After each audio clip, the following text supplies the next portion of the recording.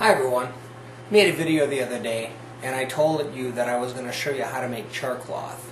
Well, since it's raining out today and since no one else in the house is awake yet, so I can get away with this, at least until my wife sees this video, I wanted to show you how to make char cloth using an indoor stove.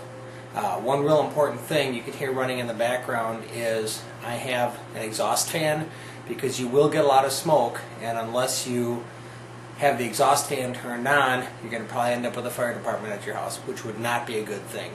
Well, before anyone else wakes up, let me get started. If you remember in the other video, I showed you the Midwest Native Skills char cloth, the flint and steel kit, and I told you that you could also make char cloth with it in the container. So that's what I'm going to show you how to do this morning. If you look, what I've done is I put a hole with a nail right in the middle of the lid. That hole's going to be important a little bit later on. We've got our flint and our steel, which we don't need right now. We have our cotton, pre-shredded cotton. This is what we need. We have the existing char cloth, which we don't need right now. Then we've got our pre-shredded jute, which we don't need. All you do is take the cotton that you got with your kit. I'll take pretty much the whole thing.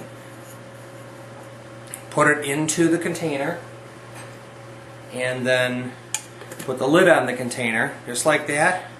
Notice we have the nail hole in the top here. And I put it on the burner. Yes, it's going to be very, very hot. Okay, the char cloth has been on the stove for about 6 or 7 minutes right now, and the smoke is starting to die down a little bit. At this point, you can actually light the smoke, and that smoke is a result of the incomplete combustion that you're getting from running the char cloth and charring all of your cotton.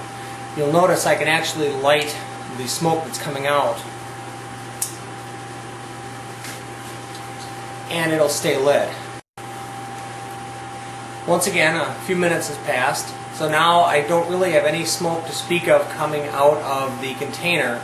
So what I'm going to do is I'm going to take it off of the heat and put a nail back in the cover to completely cut off the oxygen source. That's going to prevent the char cloth from becoming just ash. And then once it cools down, I'll show you what the finished char cloth looks like. There's my nail. Goes into the top. And then this comes off the heat. In a few minutes when it cools down, I will show you our finished char cloth. Char cloth is cooled now. Let me show you what the finished product looks like. Notice we still have the nail inside, and that nail is going to prevent the char cloth from turning to ash. And if you see the color that we've got, it's a nice dark brown, almost a black color. That's the color that you want out of your char cloth. So that's how to make char cloth with the Midwest Native Skills Institute flint and steel kit, and it's very, very easy to do. Don't do it inside if you don't have really good ventilation and a fan, because like I said, it'll really, really annoy other family members when the fire department shows up.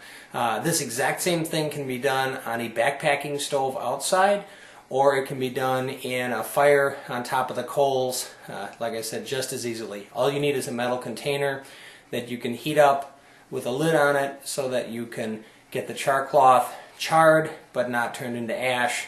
And char cloth is a great, great item. It's actually necessary if you're going to be using old school flint and steel, but it's also great if you're going to be using other types of fire starting methods, things like using the bottom of a Pepsi can, or using the reflector from a flashlight, or using just a Fresnel lens. It catches the spark really well, and it's very easy to make.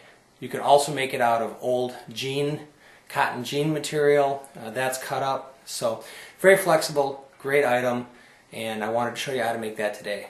Well, I hope everyone's having a great day. Hope you learned something today. Thanks for watching my videos, and as always, hey, take your kids camping.